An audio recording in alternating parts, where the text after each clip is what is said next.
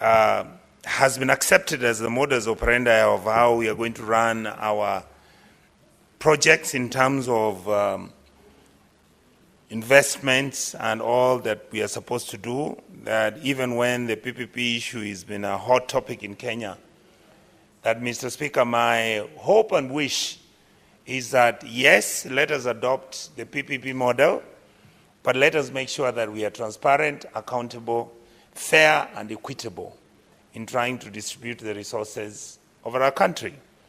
Number two, I want to thank my colleague, my young Senator Eddie Okech, one of the very able individuals in this House who has contributed quite a bit, and I sit with him in the Finance Committee, and I'm proud of him, and I'm happy the issues he has raised are quite substantive, and many people may not see them. My leader, my friend, my brother, Honorable Omtatah, Kenya will vindicate you. You have consistently raised these issues even before I came to the Senate. Some of us did not understand the weightiness and the importance of raising this issue. Senator Omtatah, thank you for noticing that we need to separate the central bank and the treasury from the executive. That is, in fact, one of the challenges that we are going to face as a committee, and we are going to interrogate this. I also want to give credit to my brother, Honorable Mungatana. Thank you, sir. Your experience and time enables you to analyze these issues passionately. I believe that what you have discussed will make Kenya a better place. Mr. Speaker, the public debt management issue in our country is at a crisis level. The reason why I say this is because, Mr. Speaker, we have been looking, analyzing, discussing what is the cost of our debt? Why do we borrow so much money? Why is it that we, in the last 10 years, close to 12 years, we've actually increased our debt by 100%? When President Kibaki was President of the Republic of Kenya, our debt was, by the time he was living, 1.1 trillion shillings. After that period, and you look at where we are right now, our debt is close to 12 trillion. And the question that you ask when you sit in this House, what is it that we need to do to make sure that this exercise, which I personally call an exercise in futility, where we are borrowing excessively, where in fact we are borrowing domestically, Mr. Speaker, where the interest rates at which we are borrowing government money, state funds, you are now at about, some of the banks are giving us money at 12%, 16%. I am told one of the loans was borrowed at 18%. And yet, Mr. Speaker, you know that we can borrow money globally at the cost of 2%. We can actually reschedule Kenya's debts. All of them, all our debts can be rescheduled. We can go to the international money market. We can borrow at interest rates between 2 and 4%. And we can pay out all our debt, stock of debt, and make sure we begin afresh. These are the issues that I would want the committee to look at, and I would want this House to look at. Number two, Mr. Speaker, there was a basic operating standard procedure on how we used our borrowed money. What did we do, Mr. Speaker? The money would come, normally the rates at which we borrowed was at 30-70, like Senator Eddie said. Domestically, we would borrow at 30%, because when you borrow domestically, then for the ordinary business person or the ordinary Kenyan, borrowing in commercial banks becomes more expensive, and the banks do not want to lend to ordinary business people. Why? Because of the cost of risk. The risk of where a commercial enterprise might borrow money and not deliver. So what happens is that commercial banks prefer when bills, bonds, and stocks is what they trade in, and the government is very comfortable at that. Why? I'm sure my brother Eddie and many other leaders here have talked about it. When you go and negotiate with a commercial bank and you are borrowing 1 trillion shillings, and this commercial bank is actually giving you this money at a certain percentage, information and data gets to us where people in government will go and negotiate with some of these commercial banks, and they will even enable these commercial banks, after they have borrowed money for the government, to allow the commercial bank to do overnight lending, where interest rates are delivered, are earned, and we never discussed these issues openly until recently when Omtatah started discussing it. Why do we borrow? Mr. Speaker, we borrow because sometimes our budget has got gaps.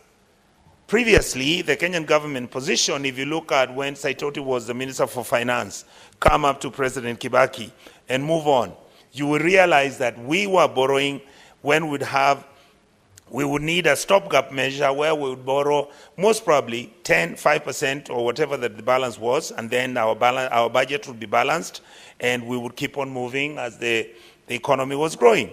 What happened? Now we borrow for big projects. We borrow for those projects where billions and billions, not Kenyan shillings, billions and billions, Mr. Speaker, of American dollar funding is what we are dealing with. As a result, the money that was supposed to deal with the basic issues of our governance, basic issues of our very existence. How do we handle the health sector? How we are handling our education? How are we handling our agriculture? The very basic sectors of our economy that are meant to deliver for the Kenyan public. We then decide, no, we are going to take this money and do these big-time projects. Why? Because the big-time projects is where we get our kickbacks. That is where we generate our revenue by arguing and saying, no. You don't have to spend any money in farming.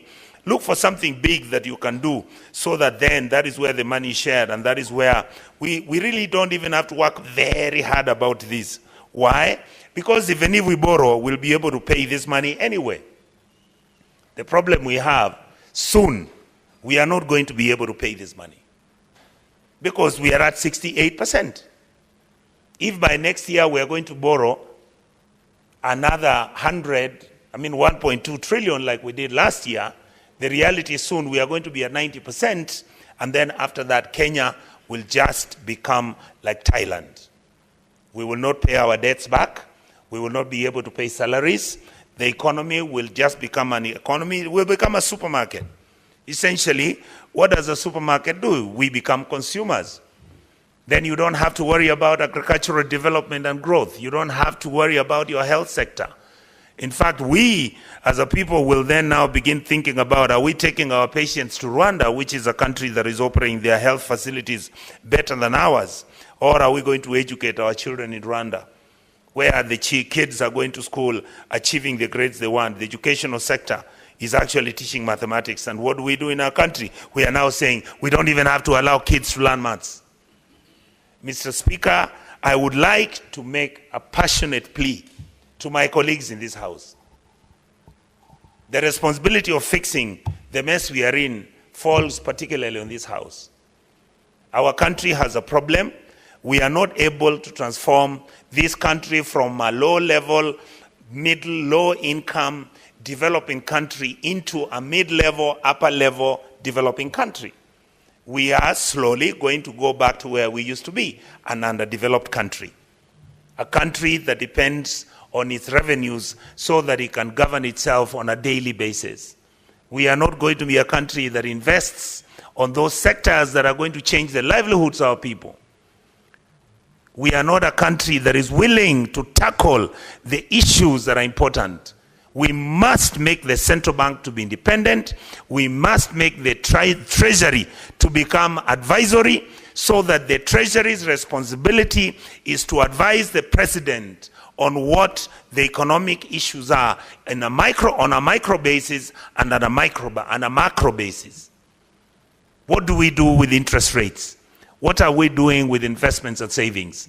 Why is investment in Kenya becoming a problem? Why are countries moving out?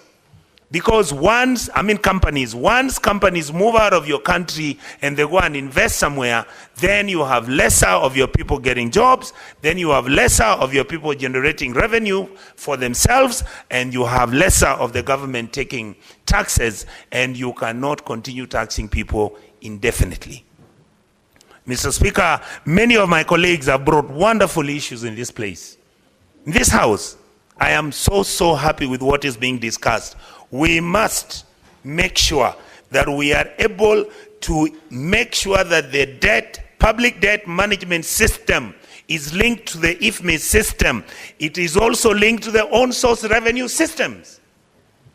How can you have a financial platform in your country that only deliberately has been cut into sections and bits and pieces because it makes it easier for those who are cutting deals and making money out of these state resources to do it without it looking seamless? And yet in reality, we are not seamlessly managing our debt and revenues, and yet we are seamlessly managing the stealing of those revenues and the resources. Mr. Speaker, I would like to insist that yes, the automation must be done on even how the withdrawals of payments for the repayment of the debts that we have. And yes, like Senator Eddie Okech has said, why don't we know what the debt stock in our republic is? You have the Auditor General giving you a different figure. You have the Controller of Budget giving you a different figure. You have the Budget Committee, the Finance Committee, when we were sitting the other day, the figure we are having of 12 trillion. I believe that our debt right now is at about 14 trillion. Can we get this committee, the Finance Committee and this House, to make sure that all those 4 institutions are called and we are able to, even if it means, Madam Speaker, we are able to get a forensic audit to be done so that historically we can even know how much money we borrowed, where did the money go, who spent that money, all the Eurobonds we have gotten, how much money has been used to pay debt as we speak. And you know what is very interesting, Madam Speaker? Even when we are paying the debts, our debt never goes down. How can you pay 800 billion of debt every year and yet the debt which you have of 12 trillion never goes down? It means the debts are actually not being paid. It means money is being siphoned off from the international money market, and we are told that this was collected so that we can go and pay our debts, and yet in reality, Madam Speaker, what actually happens is that this money cannot be accounted for by any of our institutions that we have set up to guard what is happening in our country in terms of financial management. So, Madam Speaker, I would like to really plead with the committee and members of this House, and I can see we are now slowly beginning to have a critical mass. Let us make sure that we know how much we are borrowing. Let us make sure we know where the money goes. Let us make sure what we can do. Let us, in the process of achieving this, let us make sure that whatever money that we borrow is utilized fairly, equitably amongst all our counties. And let us make sure, Madam Speaker, that Kenyans begin to trust government. If we don't have an open government, even if the head of state sings from morning till evening, begging Kenyans to raise taxes for him, they will refuse. Why? Because they feel that we are not being open enough and we are not telling them the truth as to what is happening to their money and what is happening to the money that is borrowed for development for our country. Madam Speaker, I would like to say another issue. I have watched what is happening in our country, and I've seen this for quite a long time. And the reason is I've been around for a while. Unless we change the way we behave, unless we change the strategies that we use, unless we change the socio-political, economic behavior as leadership, we are taking our country in the wrong direction. Why do I say so? We have a country. You expect what runs the economy of this country is the private sector. The private sector, the small businesses, the big businesses, the mix between MDGs, all these groups, when you put them together, that is the engine that is supposed to drive our economy. But you see, Madam Speaker, right now in Kenya, our economy is being driven by the national government. That is why everybody wants business in government. That is why everybody wants to do deals in government. That is why any transaction you see, everybody would want to own a piece of land owned by government. Everybody would want to have. Every single transaction we are conducting today is actually about government. How I plead with my colleagues here that we change that to the point where we agree that the private sector is going to be the driver, is going to be the engine that is going to change the country, the direction it's going. That we have an economy that grows, the cake becomes bigger, we are responsible how we use our donor funds, we are responsible how we use all the money that we borrow, and we are responsible how we use the taxes that we collect from Kenyans. And Madam Speaker, my honest observation and honest feeling is that we are failing on all those gaps. And therefore, I would like to say that what works, let us follow it up. Let us make sure that our GDP ratio to debt and to borrowing should come down to 50-50. And let us make sure that when we borrow funds, we borrow externally, because money is cheaper at the international money market. We can go 70-30 as we have always been. And I had Honorable Uhuru Odinga mention, and it's true because of the institutional memory. He was in the treasury. There was a time when the Kenyan government borrowed any money, Madam Speaker. 30% of that money was grants. 70% is what we paid. And the loans were concessional, the loans were long-term, the loans were very soft. That is how you change and develop the development areas in our sectors.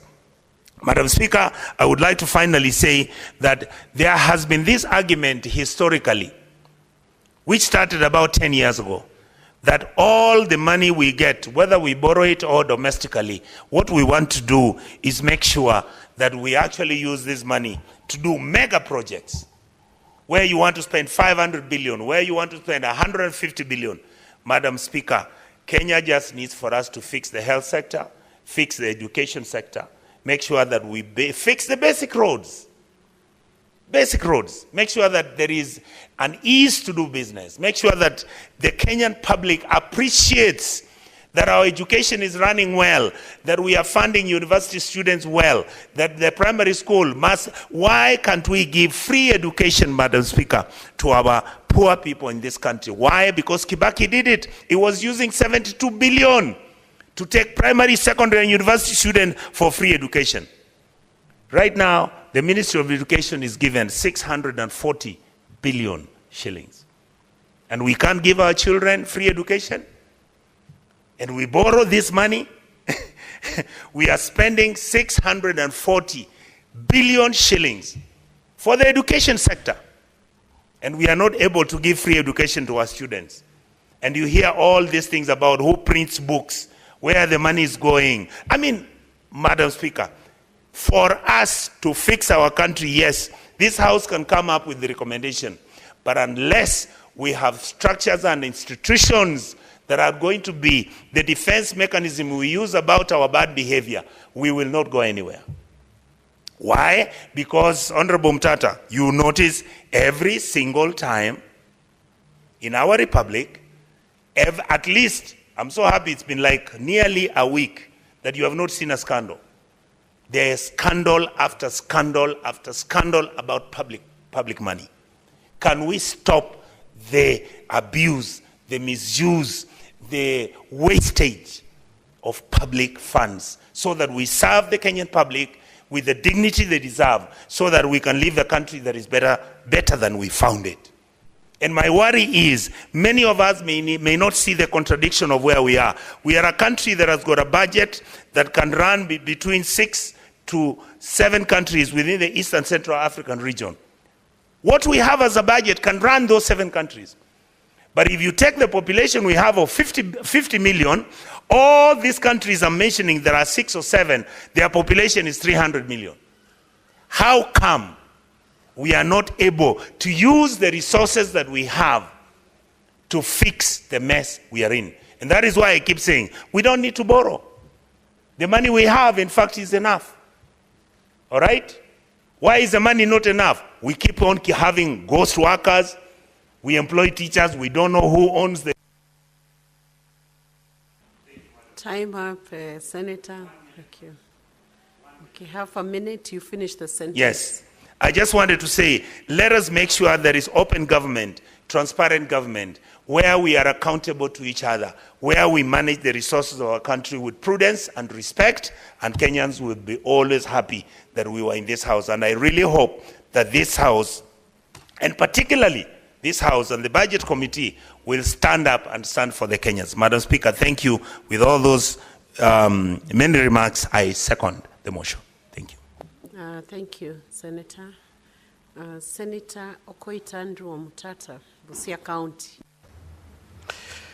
Madam Speaker, thank you for the opportunity to contribute to this very important debate.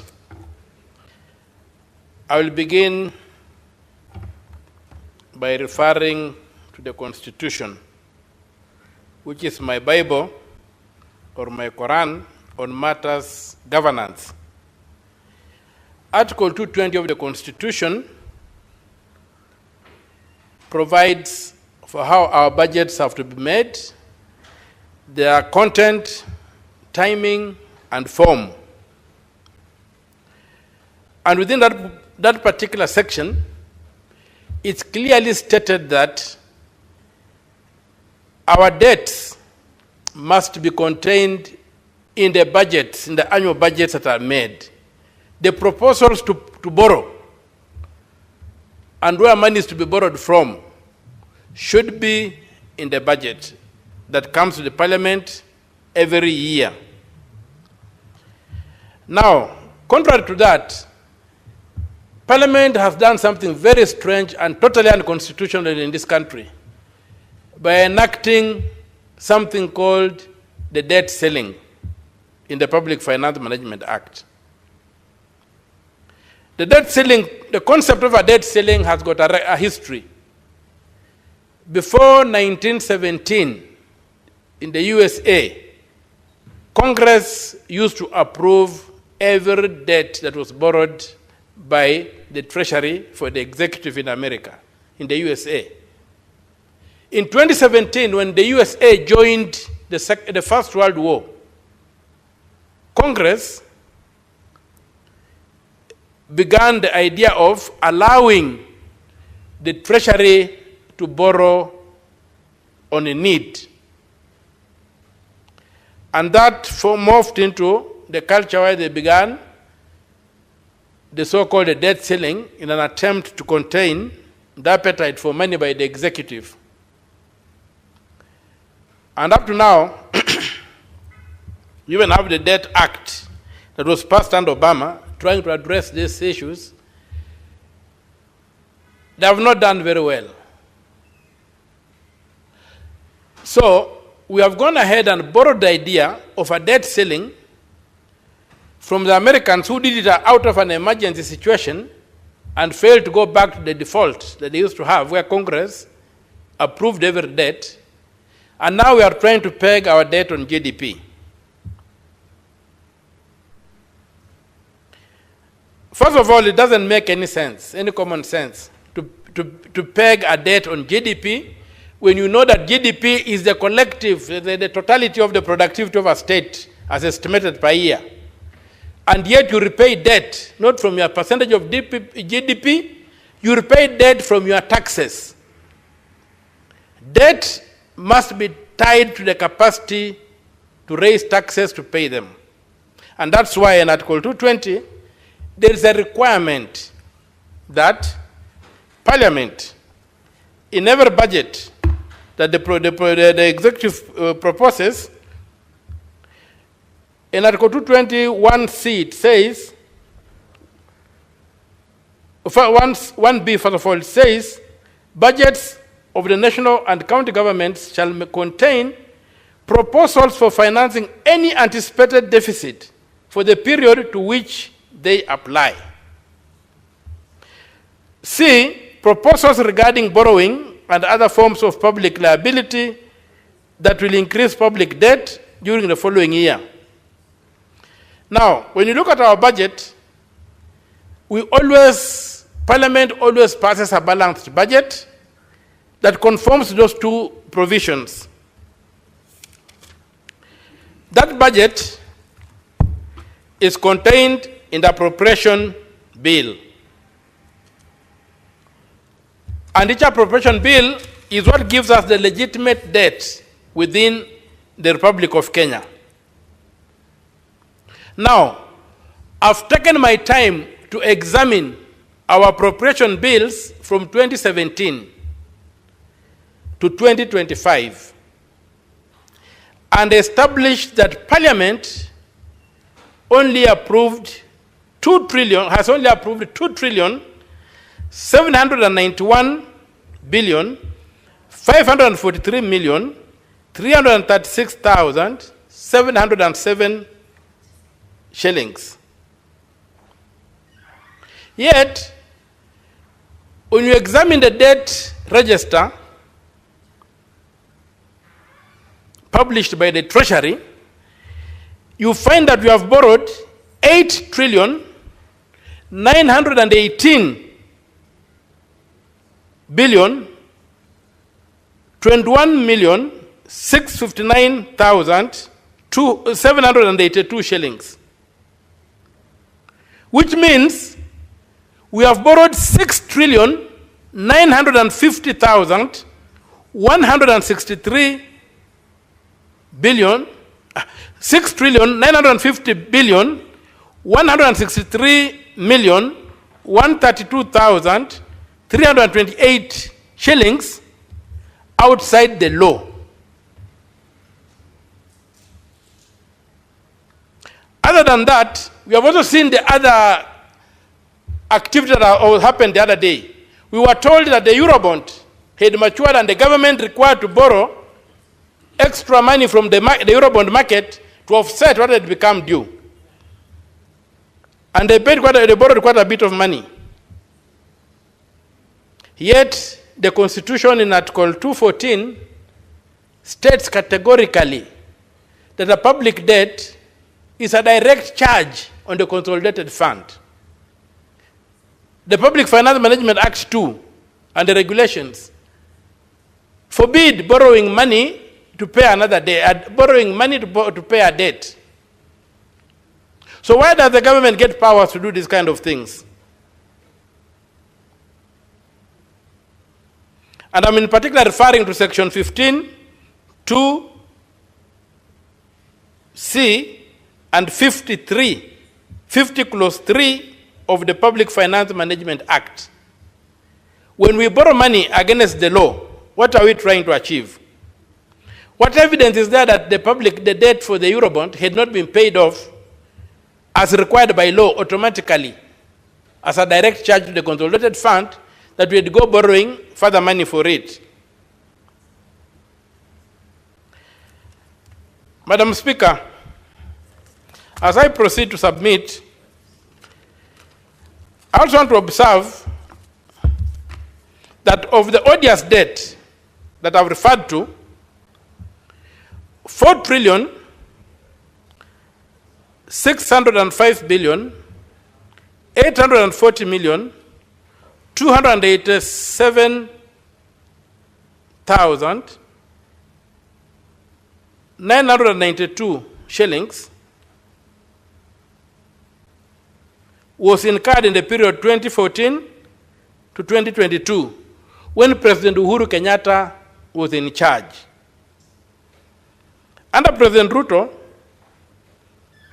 that's from 2022 when he took over, already 2 trillion 250 billion 325 million 905,200 shillings has been taken outside the law. We have a program-based budgeting process whereby when money is borrowed, it's tied to a project. These trillions of shillings, more than 6 trillion, cannot be traced in government documents. I've taken my time from October last year,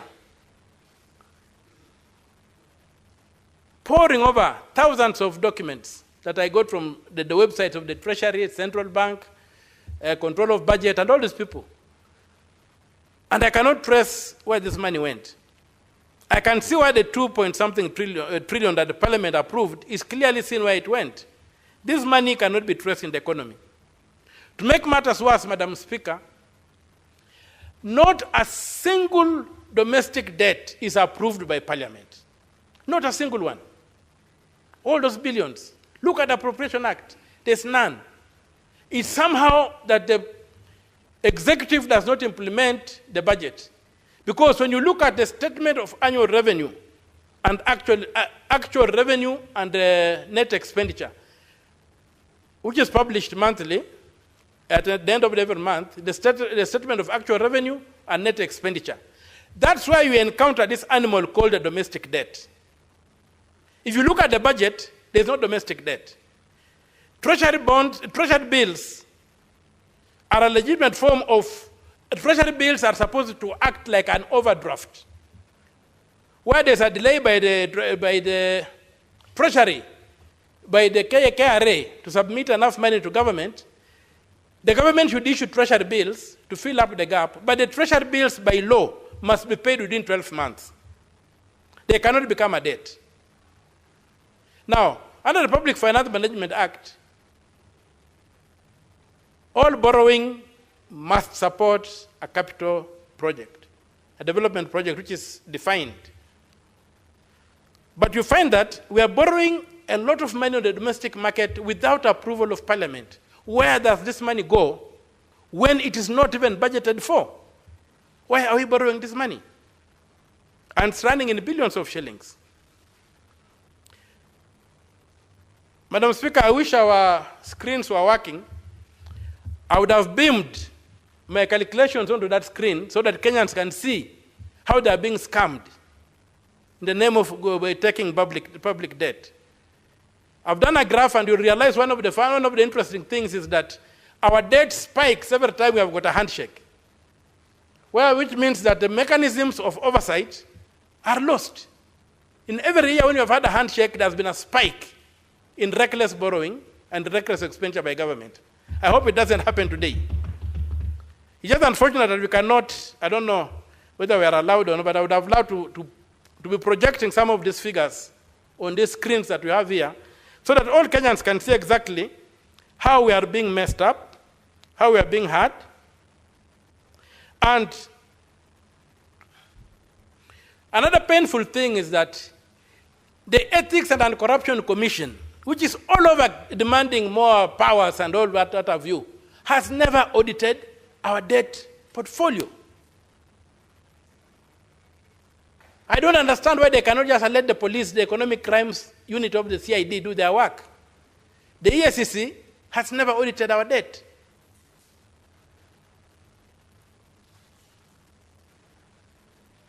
You find again, one of the things that has made our debt shoot up from 2014 is that Parliament amended the Public Finance Management Act to allow for money borrowed to be kept offshore, contrary to Article 206, which requires that all money borrowed must be kept in the consolidated fund. So they amended that, and at the discretion of the Cabinet Secretary for Treasury, they can borrow money and keep offshore. And that's one of the things that is really affecting us. When you look at the total amount of debt that we have borrowed, many people discuss it in terms of the actual figures borrowed. But if you factor in, Madam Speaker, you factor in the cost of the loans, and you factor in the interest on the loans, you get a shocking figure. Right now, we are standing at 18 trillion shillings when you take those factors in. Totally unsustainable for us. And I think in the last payment I've seen in this statement, and the projections of paying 1.7 trillion, 2.7 trillion in debt and what have you, those kind of projections are not good for this country. They are existential threats to this country. You cannot have a budget of, say, 3.7 trillion and spend 1.7 trillion repaying debt, and only 700 billion of the 1.7 trillion goes to paying off the principal, and 1 trillion goes to paying interest. That cannot work. It's going to sink this country. Another issue, Madam Speaker, that I would like to speak to is another form of debt that is not necessarily public debt, but it's a debt to the public in the name of pending bills. Pending bills, Madam Speaker, are a major scam. And the scam masters have convinced everybody in this country that we abandon cash-based accounting, we go to accrual accounting. Arrant nonsense. How do you do that? When you implement a budget, and a budget is an act of parliament, a budget is a law, or a budget is an act of a county assembly, it's a law. How do you accrue from one law to another law without referring back to parliament? How do you carry a debt from year 1 to year 2, when year 1, parliament said, or the National County Assembly said, we are giving you this budget, we are giving you this power to collect funds, you should deal with that case. And you have been given the capacity to do an appropriation bill, an appropriation in a supplementary budget, where emergencies occur that you may not have foreseen. So this drive that we are going to go to accrual accounting, when governments are run on a cash basis, special hours, and it's anchored in the Constitution, is another monster that is going to eat up this country. And we need to look it in the face and say, how do you achieve that? Because the people from this pack or whatever, these accountants, have come and they are hollering all over that that's what happens in the private sector. Who tells them that you can run a government like a private sector account? We implement budgets, which are laws. So I don't see a mechanism of accruing an issue from one budget to another budget without going back to parliament. I know that dispensations, there are countries which run on accrual basis. But it's not in their law. It's not in their constitution. A unique feature of Kenya's constitution that we have got chapter 12 on public finance, which tries to cure mischief that has happened in this country since independence, whereby public coffers have never been respected.